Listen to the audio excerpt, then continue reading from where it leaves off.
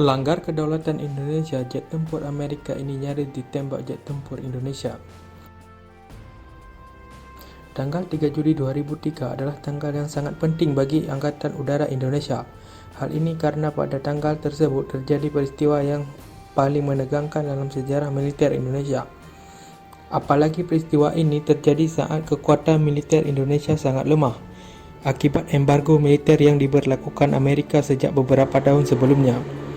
Pada tanggal tersebut, untuk pertama kalinya pesawat tempur F-16 Indonesia nyaris terlibat bentrok dengan jet tempur FA-18 Hornet milik Angkatan Laut Amerika. Dan ini bukanlah sebuah latihan, tetapi bentrok yang benar-benar nyata terjadi, yang bisa saja berakibat fatal bagi hubungan Indonesia dan Amerika. Bagaimana hal ini bisa terjadi dan seperti apa hasilnya, kita akan membahas dalam video berikut ini. Kejadian ini bermula saat kapal induk USS Carl Vinson CPN-70 milik Angkatan Laut Amerika sedang berlayar dari Selat Malaka menuju Australia. Kapal induk ini berlayar bersama dengan kapal-kapal pengiringnya. Tidak hanya itu, di atas geledak kapal terdapat hampir 100 pesawat tempur FA-18 Hornet, yang tentu saja jumlah pesawat tempur ini jauh lebih banyak dibandingkan jumlah pesawat tempur yang dimiliki Indonesia kala itu. Ketika sampai di sekitar Laut Jawa, tepatnya di dekat Pulau Bawean, beberapa unit pesawat tempur FA-18 Hornet terbang dari atas kapal induk USS Carl Vinson dan melakukan manuver latihannya. Manuver latihan pesawat tempur Amerika ini dilakukan tanpa meminta izin kepada Indonesia sama sekali. Padahal lokasi mereka jelas-jelas berada di atas Laut Jawa yang merupakan wilayah kedaulatan Indonesia. Parahnya lagi, manuver pesawat tempur FA-18 Hornet milik Angkatan Laut Amerika ini sempat mengganggu penerbangan sipil di Indonesia. Diinfokan dua penerbangan sipil Indonesia yaitu Burak Airlines dan Mandala Airlines melaporkan kepada pihak terkait tentang gangguan yang ditimbulkan oleh jet tempur Amerika itu. Apalagi dalam aksinya sama sekali tidak melaporkan hal tersebut ke otoritas penerbangan setempat, sehingga hal ini akan sangat berbahaya bagi penerbangan sipil di Indonesia. Selain itu, tindakan mereka ini jelas-jelas merupakan sebuah bentuk pelecehan bagi kedaulatan Indonesia. Militer Indonesia tentu tidak mau tinggal diam atas pelecehan dan aksi berbahaya dari Amerika tersebut. Meski saat itu hanya beberapa unit dari 11 unit jet tempur F-16 Indonesia yang bisa terbang, pihak militer Indonesia tidak mau Amerika seenaknya saja melecehkan kedaulatan Indonesia. Setiap pihak yang melanggar kedaulatan Indonesia harus ditindak meski yang dihadapi adalah raksasa yang super kuat sekalipun. Pihak militer Indonesia memutuskan untuk menghentikan aksi Amerika tersebut dan menerbangkan dua unit jet tempur F-16 Block 15 Ocu berkursi tandem.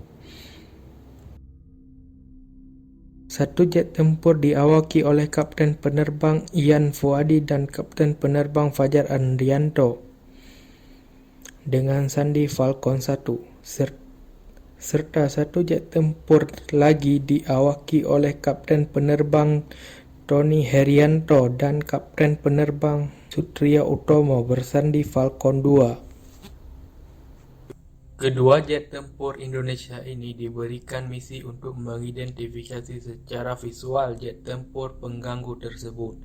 Dalam misi ini diperintahkan untuk menghindari konfrontasi, tetapi untuk menjaga kemungkinan terburuk, kedua pesawat tempur F-16 Indonesia ini masing-masing dilengkapi dengan dua unit rudal AIM 9P4 Sidewinder dan 450 butir amunisi Cannon kaliber 20 mm.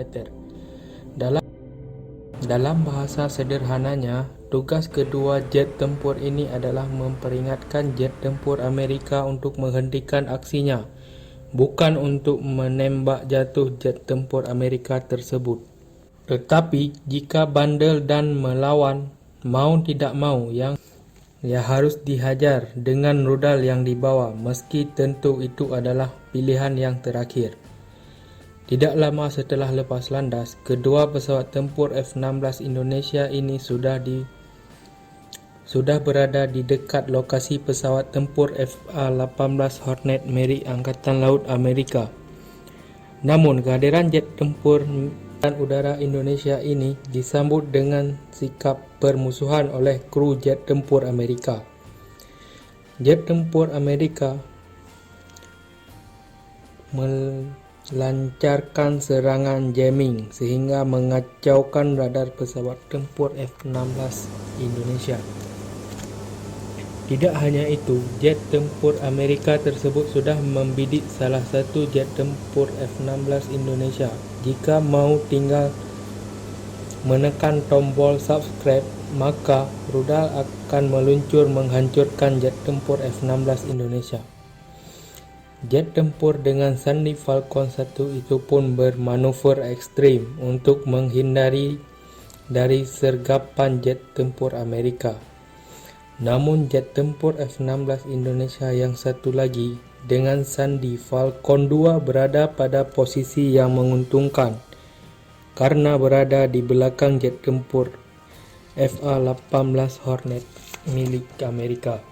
Yang satu lagi sehingga jika Indonesia mau, pesawat Amerika itu juga bisa ditembak jatuh. Namun karena misi yang diemban hanyalah misi identifikasi, maka kru jet tempur Indonesia memutuskan untuk menghindari dari konflik. Jet tempur F-16 Indonesia memberi isyarat berupa rocking the wing, menggerak-gerakkan sayap sebagai tanda kehadiran F-16 Indonesia, bukan untuk mengancam jet tempur FA-18 milik Angkatan Laut Amerika tersebut. Dan akhirnya kedua belah pihak pun berhasil membuka komunikasi radio untuk memperjelas maksud dan tujuan masing-masing. Kru jet tempur Indonesia mempertanyakan kenapa jet tempur Amerika bermanuver di wilayah udara Indonesia tanpa izin. Namun pihak Amerika bersikeras mereka berada di wilayah udara internasional, sehingga mereka tidak memerlukan izin dari Indonesia. Padahal mereka terbang di atas Laut Jawa, di dekat Pulau Bawean, yang jelas-jelas adalah wilayah kedaulatan Indonesia. Usut punya usut, Amerika ternyata tidak meratifikasi hukum laut internasional bernama UNCLOS 1982, sehingga hanya mengakui wilayah 12 mil dari pantai sebagai wilayah Indonesia. Padahal Indonesia sebagai negara kepulauan mempunyai hak mutlak atas semua wilayah di antara kepulauan Indonesia sesuai hukum internasional UNCLOS 1982. Meski sama-sama merasa benar, konflik yang lebih parah tidak terjadi. Kedua pesawat tempur FA-18 Hornet milik Angkatan Laut Amerika itu pulang dan mendarat di kapal induk USS Carl Vinson CVN-70 dan kedua jet tempur F-16 Indonesia milik Angkatan Udara.